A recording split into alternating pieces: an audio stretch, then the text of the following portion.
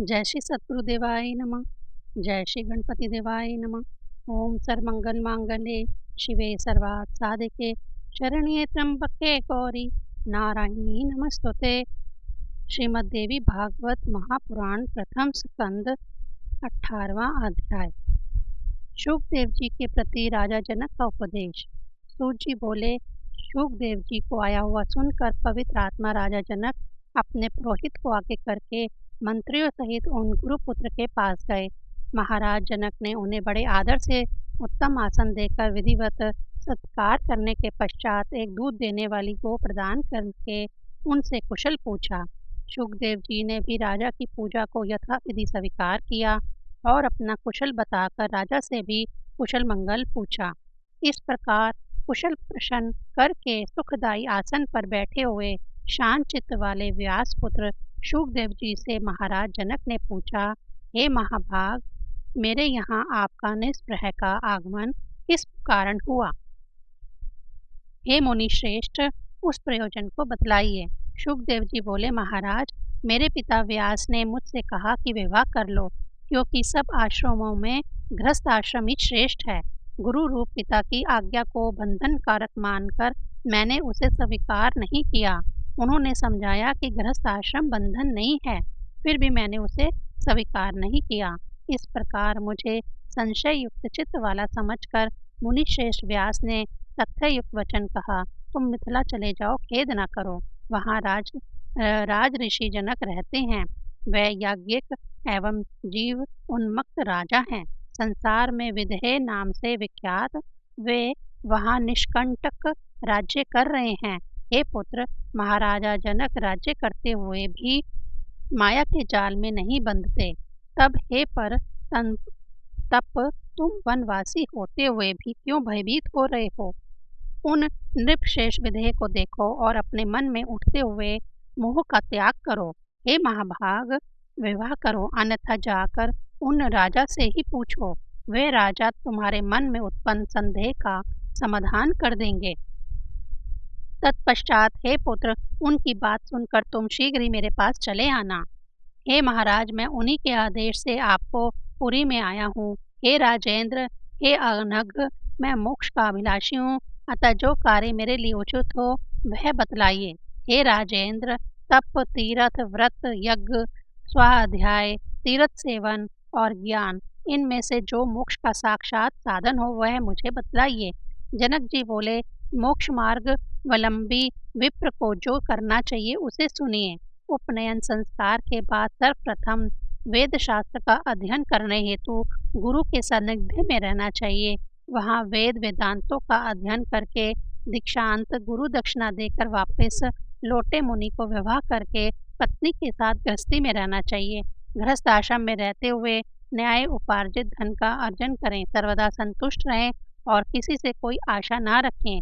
पापों से मुक्त होकर अग्निहोत्र आदि कर्म करते हुए सत्य वचन बोले और मन वचन कर्म से सदा पवित्र रहें। पुत्र प्रोत हो जाने पर समय अनुसार वानप्रस्थ आश्रम में रहें। वहाँ तपस्या द्वारा काम, क्रोध, मोह, लोभ, मद और मत्स्य, इन 6 शत्रु पर विजय प्राप्त करके अपनी स्त्री रक्षा का भार पुत्र को सौंप देने के पश्चात वह धर्मात्मा सब अग्नियों का अपने में न्यायपूर्वक आधान कर ले और सांसारिक विषयों के भोग से शांति मिल जाने के बाद हृदय में विशुद्ध वैराग्य उत्पन्न होने पर चौथे आश्रम का आश्रय ले ले। व्यक्ति को ही संन्यास लेने का अधिकार है, अन्य किसी को नहीं। यह वेद वाक्य सर्वथा सत्य है, असत्य नहीं, ऐसा मेरा मानना है। हे शुकदेव जी, वेदों में कुल 48 संस्कार कहे गए हैं। उनमें गृहस्थ के लिए 40 संस्कार महात्माओं ने बतलाए हैं। मुमुक्षुओं के लिए शाम, दम आदि 8 संस्कार कहे गए हैं। एक आश्रम से ही क्रमशः दूसरे आश्रम में जाना चाहिए, ऐसा श्रेष्ठ जनों का आदेश है। शुकदेव जी बोले, चित्त में वैराग्य और ज्ञान विज्ञान उत्पन्न हो जाने पर अवश्य ही गृहस्थ आदि आश्रम में रहना चाहिए अथवा वनों में। जनक जी बोले, हे मानद, इंद्रियां बड़ी बलवान होती हैं, वे वश में नहीं रहती। वह अपरिपक्व बुद्धि वाले मनुष्य के मन में नाना प्रकार के विकार उत्पन्न कर देती है।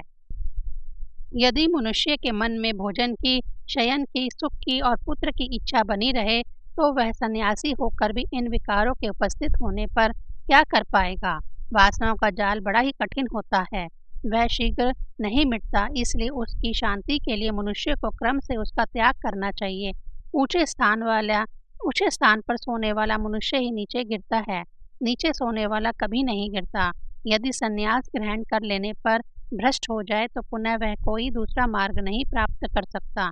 जिस प्रकार चींटी वृक्ष की जड़ से चढ़कर शाखा पर चढ़ जाती है और वहां से फिर धीरे धीरे सुखपूर्वक पैरों से चलकर फल तक पहुंच जाती है, विघ्न शंका के भय से कोई पक्षी बड़ी तीव्र गति से आसमान में उड़ता है और परिणामतः थक जाता है, किंतु चींटी सुखपूर्वक आश्रम ले लेकर असुखपूर्वक विश्राम ले लेकर अपने अभीष्ट स्थान पर पहुंच जाती है।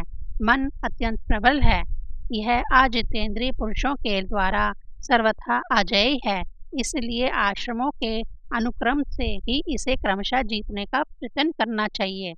गृहस्थ आश्रम में रहते हुए भी जो शांत, बुद्धिमान एवं आत्मज्ञानी होता है, वह ना तो प्रसन्न होता है और ना ही खेद करता है, वह हानि लाभ में समान भाव रखता है। जो पुरुष शास्त्र प्रतिपादित कर्म करता हुआ सभी प्रकार की चिंताओं से मुक्त रहता हुआ आत्मचिंतन से संतुष्ट रहता है, वह निसंदेह मुक्त हो जाता है। हे अनघ, देखिए, मैं राजकार्य करता हुआ भी जीव उन्मुक्त हूँ। मैं अपनी इच्छा अनुसार सब काम करता हूँ, किंतु मुझे शोक या हर्ष कुछ भी नहीं होता। जिस प्रकार मैं अनेकों भोगों को भोगता हुआ तथा अनेक कार्यों को करता हुआ भी अनासक्त हूँ, उसी प्रकार हे अनघ, आप भी मुक्त हो जाइए। ऐसा कहा जाता है कि जो यह दृश्य जगत दिखाई देता है, उसके द्वारा अदृश्य आत्मा कैसे बंधन में आ सकता है। पृथ्वी, जल, वायु, अग्नि एवं आकाश, ये पंच महाभूत और गंध, रस, रूप, स्पर्श एवं शब्द, ये उनके गुण दृश्य कहलाते हैं। आत्मा अनुमान गम्य है और वह और कभी भी प्रत्यक्ष नहीं होता। ऐसी स्थिति में हे ब्राह्मण, वह निरंजन एवं निर्विकार आत्मा भला बंधन में कैसे पड़ सकता है।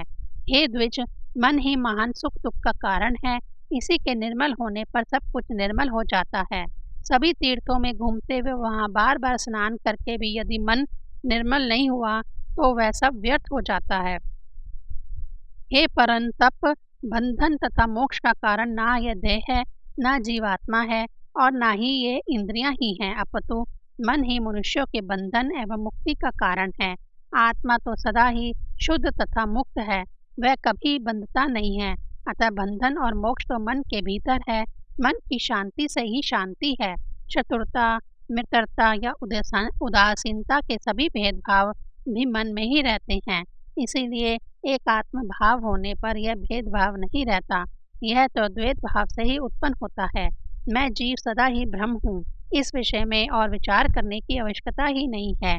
भेद बुद्धि तो संसार में असक्त रहने पर ही होती है। हे महाभाग, बंधन का मुख्य कारण अविद्या ही है और इस अविद्या को दूर करने वाली विद्या है।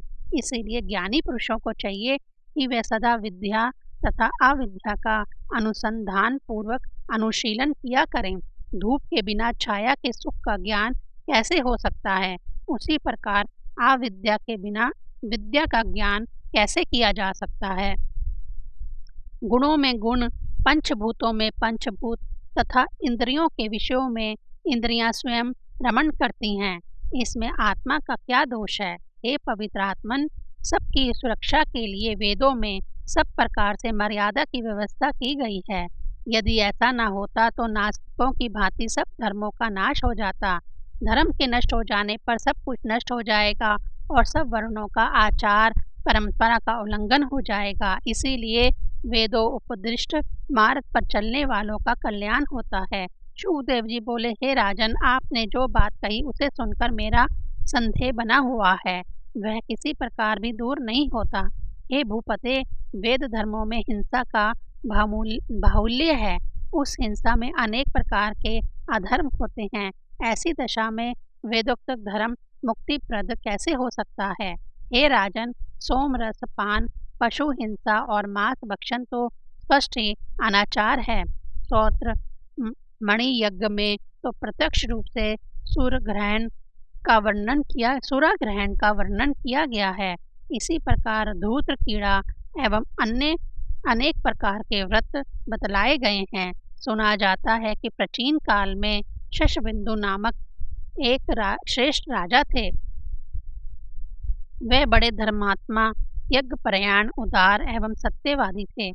वे धर्म रूपी सेतु के रक्षक तथा कुमार्गगामी जनों के नियंता थे। उन्होंने पुष्कल दक्षिणा वाले अनेक यज्ञ संपादित किए थे। उन यज्ञों में पशुओं के चर्म से विंध्या पर्वत के समान ऊंचा पर्वत सा बन गया। मेघों के जल बरसने से चरमावती नाम की शुभ नदी बह चली। वे राजा भी दिवंगत हो गए, किंतु उनकी कीर्ति भूमंडल पर अचल हो गई। जब इस प्रकार के धर्मों का वर्णन वेद में है, तब हे राजन, मेरी श्रद्धा बुद्धि उनमें नहीं है। स्त्री के साथ भोग में पुरुष सुख प्राप्त करता है और उसके ना मिलने पर वह बहुत दुखी होता है, तो ऐसी दशा में भला वह जीवन उन्मुक्त कैसे हो सकेगा। जनक जी बोले, यज्ञों में जो हिंसा दिखाई देती है वह वास्तव में अहिंसा ही कही गई है, क्योंकि जो हिंसा उपाधि योग से होती है वही हिंसा कहलाती है, अन्यथा नहीं, ऐसे शास्त्रों का निर्णय है। जिस प्रकार गीली लकड़ी के संयोग से अग्नि से धुआं निकलता है, उसके अभाव में उस अग्नि में धुआं नहीं दिखाई देता, उसी प्रकार हे मुनिवर, वेदोक्त हिंसा को भी आप अहिंसा ही समझिए। रागी जनों द्वारा की गई हिंसा ही हिंसा है, किंतु अनासक्त जनों के लिए वह हिंसा नहीं कही गई है। जो कर्म राग सहित रहित तथा अहंकार रहित होकर किया जाता है, उस कर्म को वैदिक विद्वान मनीषी जन ना किए हुए के समान ही कहते हैं। हे द्विज श्रेष्ठ, रागी गृहस्थियों के द्वारा यज्ञ में जो हिंसा होती है वही हिंसा है। हे महाभाग, जो कर्म राग रहित तथा अहंकार शून्य होकर किया जाता है वह जितात्मा मुमुक्ष जनों के लिए अहिंसा ही है। 18वां अध्याय समाप्त। 19वां अध्याय। शुकदेव जी का व्यास जी के आश्रम में वापस आना, विवाह करके संतान उत्पत्ति करना तथा परम सिद्धि की प्राप्ति करना। शुकदेव जी बोले, हे महाराज, मेरे हृदय में यह शंका हो रही है कि माया में लिप्त रहते हुए कोई मनुष्य निष्प्रह कैसे हो सकता है। शास्त्र का ज्ञान प्राप्त करके नित्य अनित्य का विचार करने पर भी चित्त से मोह नहीं दूर होता, तब भला वह मनुष्य मुक्त कैसे हो सकेगा। मनुष्य के मन में स्थित मोह को दूर करने के लिए केवल शास्त्र बोध ही समर्थ नहीं हो सकता। जैसे केवल दीप जलाने की बात करने से अंधकार दूर नहीं होता, अतः बुद्धिमान मनुष्य को चाहिए कि वह कभी किसी से द्वेष भाव ना रखें। परंतु हे नृपश्रेष्ठ, गृहस्थ से वह कैसे संभव है। अभी भी आपकी धन प्राप्ति की कामना, राज्य सुख तथा युद्ध में विजय प्राप्त करने की अभिलाषा शांत नहीं हुई है, तब आप जीव उन्मुक्त कैसे हो सकते हैं। अभी भी चोरों के प्रति चोर बुद्धि तथा तपस्वियों के प्रति साधु बुद्धि आपकी है ही। अपने पराये का भेदभाव भी अभी आप में है, तो फिर हे राजन, आप विधेय कैसे। अभी आप कटु, तिक्त, कसैले एवं खट्टे रसों का तथा भरे भूले का ज्ञान रखते ही हैं। हे राजन, आपका चित्त शुभ कर्मों में रमता है, अशुभ कर्मों में नहीं। जागृत, स्वप्न, सुषुप्ति ये अवस्थाएं अभी आपको समय अनुसार होती ही हैं, तब भला आपको तुरीय अवस्था कैसे प्राप्त होती होगी। हे राजन, घोड़े, रथ, हाथी तथा पैदल सैनिक ये सब मेरे अधीन हैं और मैं इन सब का स्वामी हूँ। ऐसा आप अपने को मानते हैं या नहीं। आप मधुर भोजन को प्रसन्नता पूर्वक अथवा बेमन से खाते ही होंगे। हे नृपश्रेष्ठ, आप माला और सर्प में क्या समान दृष्टि वाले हैं। हे राजन, विमुक्त पुरुष तो वह कहलाता है जो मिट्टी के ढेले और स्वर्ण को समान समझता हो, सब जीवों में एकात्मक बुद्धि रखता हो तथा जीव मात्र का उपकार करता हो। मेरा मन घर, स्त्री आदि में कभी नहीं लगता, इसीलिए अकेले ही निष्प्रह भाव से मैं सदा विचरण करता रहूं, यही मेरा विचार है।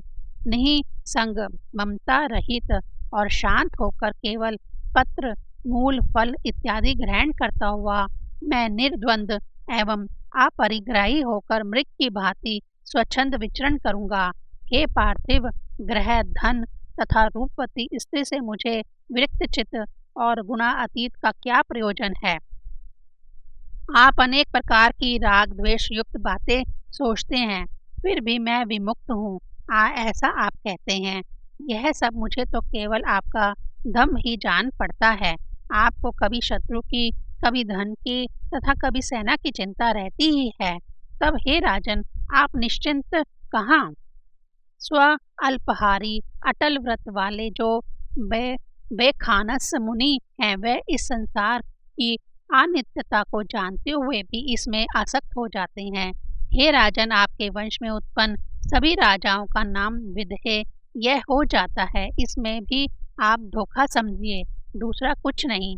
जिस प्रकार किसी मूर्ख का नाम विद्याधर, जन्मांध का नाम दिवाकर तथा सतत दरिद्री मनुष्य का नाम लक्ष्मीधर रखना निरर्थक है, उसी प्रकार पूर्व काल में आपके वंश में उत्पन्न जिन जिन राजाओं को मैंने सुना है, वे नाम से ही विदेह प्रसिद्ध हुए हैं, कर्म से नहीं। हे नृप, आपके कुल में पहले निमि नाम के राजा हो चुके हैं। उन राज ऋषि ने एक बार अपने गुरु विशिष्ट मुनि को यज्ञ के लिए निमंत्रण किया। उस समय विशिष्ट जी ने उनसे कहा कि आपसे पहले इंद्र ने मुझे यज्ञ के लिए आमंत्रित कर रखा है। इंद्र का यज्ञ संपन्न कराकर मैं आपका भी यज्ञ पूर्ण करूंगा। अतः हे राजेंद्र, तब तक आप धीरे धीरे यज्ञ सामग्री एकत्रित कराइए। ऐसा कहकर विशिष्ट मुनि इंद्र का यज्ञ कराने के लिए चले गए और महाराज निमि ने किसी दूसरे को आचार्य बनाकर अपना उत्तम यज्ञ संपन्न कर लिया।